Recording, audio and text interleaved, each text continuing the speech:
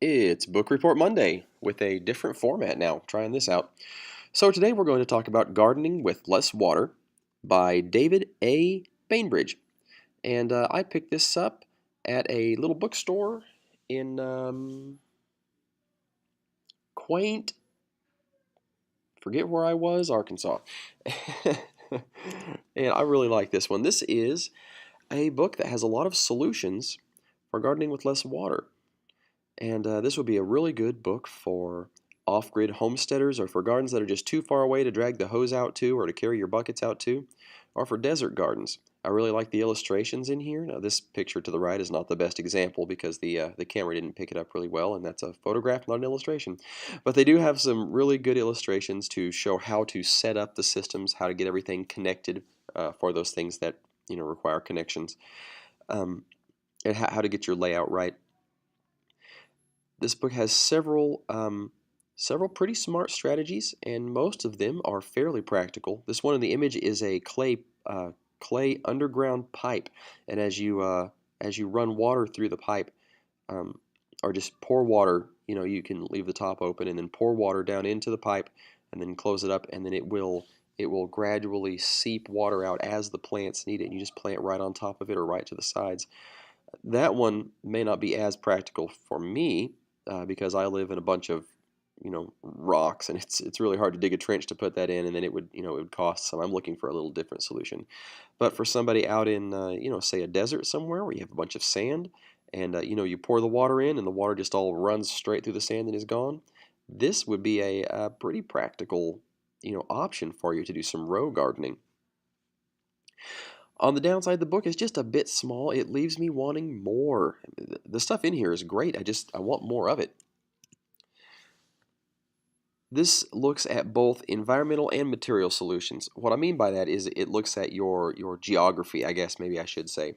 The layout of your land. Where are your hills? Where are your low areas?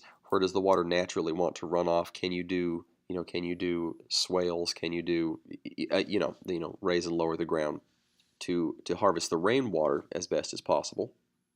And then material solutions like it does a lot with terracotta pots, unglazed, so that the water can wick through those slowly. And it talks about rainwater harvesting, and it's really neat. um, some of these strategies presented here will depend on your own personal situation, whether you can implement them or not.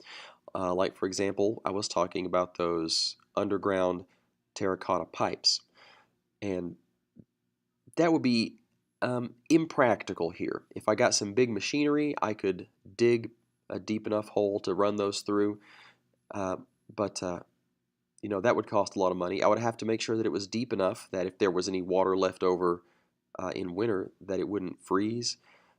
There are issues to overcome with that one, but there are other strategies that work just fine for me. It has strategies that work for container gardens, if you just want to have a little, like a garden out on your deck or your patio or something. And then some of the strategies are really universal for everyone. Um, I really believe that you could regreen a desert using the strategies in this book. I mean, you couldn't do it in a day, you couldn't do it in a year or 10 years, but eventually it shows you how to take plants out, just out into the desert somewhere, and keep them alive for that critical period that it takes for them to, say a tree, for it to draw the roots down real deep into the ground and find some groundwater, provided that we haven't completely depleted all the aquifers to supply our cities and farms. And then you get enough trees out there, and then that changes the weather patterns because of how the trees absorb or reflect heat.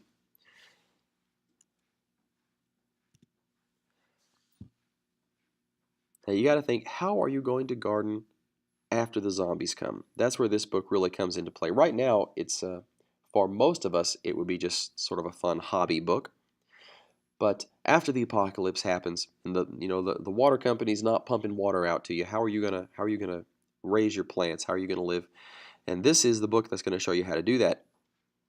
I highly recommend this for survival gardeners or for your survival garden plans. And if you live somewhere out where it's a desert environment, for goodness sakes, get this book right now. This book is going to save you a lot of money, and it's going to save your community a lot of water. I highly recommend it. Next time, we will look at probably a permaculture gardening book that I like.